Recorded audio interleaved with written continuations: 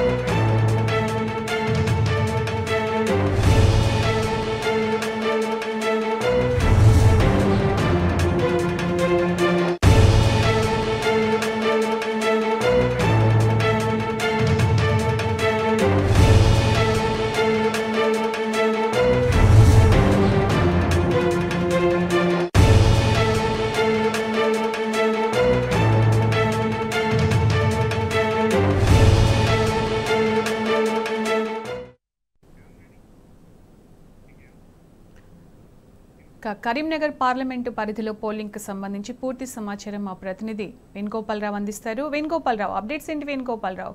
Polling కు సంబంధించి, polling సరళికి సంబంధించి. సునీత, ఇప్పటివరకు చూసుకుంటే 58% పైగా ఓటింగ్ నమోదైంది. యాక్చువల్ అయితే గతంలో టోటల్గా చూసుకుంటే 2019లో 69% మాత్రమే పూర్తయింది. కానీ 3 గంటల వరకు 58% వరకు పోలింగ్ శాతం నమోదైంది. ముఖ్యంగా చూసుకుంటే ఈరోజు ఉదయం నుంచి కూడా ఎక్కడ కూడా ఎలాంటి అవాంఛనీయ సంఘటన జరగలేదు. ప్రశాంతమైన వాతావరణంలో పోలింగ్ ప్రక్రియ జరిగింది. 3 గంటల తర్వాత మాత్రం చూసుకుంటే 2 వరకు మాత్రమే ప్రజలు పెద్ద ఎత్తున వచ్చి ఓటు వేశారు. కానీ ఇప్పుడైతే మందకోడిగా కొనసాగుతుంది. ముఖ్యంగా ఇటు వికలాంగులు, వృద్ధుల కోసం ప్రత్యేకంగా ట్రైసైకిల్ ఏర్పాటు చేయడం, మరోవైపు 4-5 గంటల తర్వాత 6 వరకు పోలింగ్ కనుక 5 నుంచి 6 వరకు కొద్దిగా చల్లగా వాతావరణం ఉంటుంది కనుక ప్రజలు వచ్చి ఓటేసే అవకాశం ఉంటుంది. చూడొచ్చు మనం విజువల్ ద్వారా చూసుకుంటే.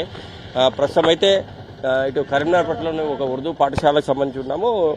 డివిజన్ల వారిగా చూసుకుంటే మాత్రం కరీంనగర్ అంటే 3 గంటల వరకు చూసుకుంటే 47.46% వరకు అయింది. ఇంకోవైపు చొప్పదండి కాన్స్టిట్యుయెన్సీ చూసుకుంటే అంటే ఇది 3 గంటల వరకు సంబంధించినటువంటి విషయం సునీత. ఇక్కడ 61% అయింది.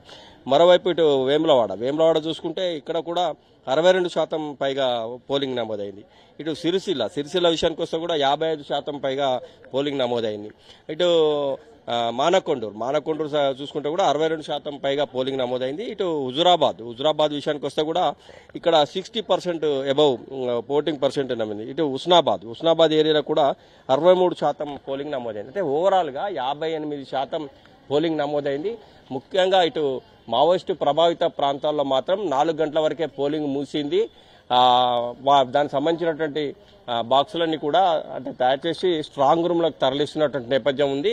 ముఖ్యంగా ఇటు మంతని, మహదేపూర్, కాటారం, మహాముత్తారం ఏరియాలో మావోయిస్టు ప్రభావిత ప్రాంతాలు కనుక ఇక్కడ 4 గంటలకే పోలింగ్ ముగిసింది. ఒకవేళ ఈ లైన్లో ఉన్న వాళ్ళను ఓట్లేసేందుకు కూడా అనుమతి ఇచ్చారు. ఇంకోవైపు ఇటు 6 గంటల వరకు ఇక్కడైతే మాత్రం 6 గంటల వరకు అవకాశం ఉంటుంది. ఈ 6 గంటల వరకు కూడా ఎవరు వచ్చినా కూడా ఓటేసే అవకాశం ఉంటుంది. కానీ గత అంటే 4 గంటల నుంచి చూస్తే ఇప్పటి వరకు కూడా ఎక్కడ కూడా మందకోడిగా ఉంది. అంటే ఓటు వేయడానికి అయితే ఎవరు కూడా క్యూ లైన్లు కానీ ఏమి కనిపించట్లేదు. 1 గంట 1:30 వరకు మాత్రమే పెద్ద ఎత్తున వచ్చి ఓట్లేసి వెళ్ళినటువంటి పరిస్థితి ఉంది. కానీ సాయంత్రం 5 తర్వాత వాతావరణం చల్లబడితే మాత్రం వచ్చి ఓటు వేసే అవకాశం ఎక్కువగా కనిపిస్తుంది. అంటే లాస్ట్ టైం మొత్తం చూసుకున్నా కూడా కరీంనగర్ సంబంధించి 69% పైగా ఓటింగ్ నమోదైంది. ఈసారి పెరిగే అవకాశం ఉంది. ఎందుకంటే ఇప్పటికే 58% పైగా ఓటింగ్ నమోదైంది కాబట్టి ఇది 10-15% పెరిగే అవకాశం కనిపిస్తుంది. ఇవన్నీ కూడా పూర్తయిన తర్వాత ఈవీఎంలన్నీ కూడా భద్రపరిచి పోలీస్ పహారాలో ఎస్ఆర్ఆర్ కళాశాలలోని స్ట్రాంగ్ రూమ్లకు తరలిస్తారు. ఇక్కడ స్ట్రాంగ్ రూమ్లో తరలించిన తర్వాత జూన్ 4 వరకు కూడా ఇవన్నీ పోలీసు బందోబస్తులో ఉంటాయి. అంటే ముఖ్యంగా ఈవీఎం ప్రతిది కూడా జీపీఎస్ అంటే బస్సులకు కానీ దీనికి కానీ అలర్ట్ చేసినటువంటి నేపథ్యం. చివరి వరకు కూడా పోలీస్ ప్రొటెక్షన్తో దాన్ని తీసుకెళ్తారు, స్ట్రాంగ్ రూమ్లో భద్రపరుస్తారు.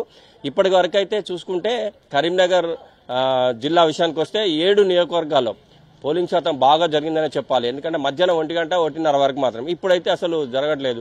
మరి 5 గంటల వరకు ఎవరైనా వస్తారేమో చూడాలి. ఒకవేళ కనుక 5 తర్వాత చల్లబడుతుంది కంటే ఒకేసారి కనుక ఎంతమంది వచ్చినా కూడా 6 గంటల వరకు క్యూ లైన్లో ఉంటే మాత్రం ఎంతమంది వచ్చినా కూడా ఓటింగ్ చేసే అవకాశం కల్పిస్తారు. ఇప్పుడైతే ప్రస్తుతానికైతే ఎక్కడ చూసినా కానీ మందకొడిగానే కనిపిస్తోంది. ఇప్పుడు ఉన్న పరిస్థితుల్లో అయితే ఇప్పుడు పోలీసు కూడా పెద్ద ఎత్తున బందోబస్తు ఏర్పాటు చేసిన నేపథ్యం ఎక్కడ కూడా ఎలాంటి అవాంఛనీయ సంఘటన జరిగింది. ఉదయం మాత్రం కొన్ని చోట్ల ఈవీఎంలు మొరాయించిన పరిస్థితి, కొన్ని చోట్ల అర్ధగంట గంట కూడా లేటుగా జరిగిన చోట కూడా దాన్ని త్వరితగతిన రెక్టిఫై చేశారు. ఓట్లు వేసేందుకు అనుకూలంగా అన్ని కార్యక్రమాలు చేసినట్టు నేపథ్యం కనిపిస్తుంది. మొత్తం మీద ఇది 6 గంటలకు పూర్తవుతుంది. 6 గంటల తర్వాత ఇవన్నీ కూడా జీపీ అంటే స్ట్రాంగ్ రూమ్ కు తరలిస్తే ఎస్ఆర్ఆర్ కళాశాల తరలిస్తారు. తరలించిన తర్వాత పోలీసు భద్రత అంటే 3 అంచెల భద్రతా వలయంలో వీటిని స్ట్రాంగ్ రూమ్ లో భద్రపరచాల్సి ఉంటే ఇది ఇప్పుడు నా తాజా update. Vote studio. Right Venu, thank you, thanks for the updates.